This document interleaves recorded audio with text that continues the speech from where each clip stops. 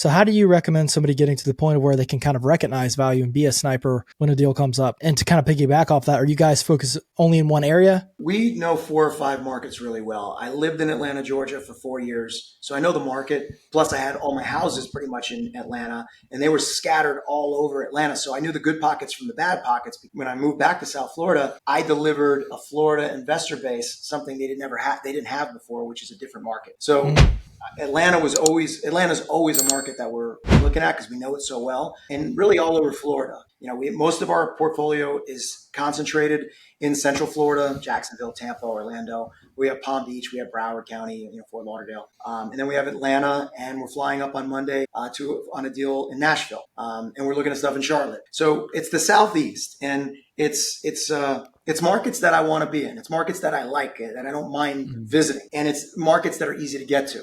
So I live on the East Coast. I live in Boca Raton, which is Palm Beach County. I won't buy a deal in Tallahassee because even though it's the same state, it's 2 flights. So we stay focused on Atlanta, Charlotte, Nashville, and everywhere in Florida. So that's worked for us. But look, we know guys. You guys know the same guys that buy all over the country. But the market, if you really understand the market, then you understand what's a good deal better than if you just if you're the dummy that buys in the middle of the country as an out-of-state buyer, none of the local people want it, but you want it. Well, that's probably because you don't know the market so well. Yeah. So we really stay focused on the markets that we know best, and we try not to deviate and not have shiny object syndrome when deals are brought to us that look so good on paper, but we just don't know the market. Yeah. So I would encourage everybody to focus on a market, get to understand it in and out. I mean, that's the great thing with you guys on the City Plat guys.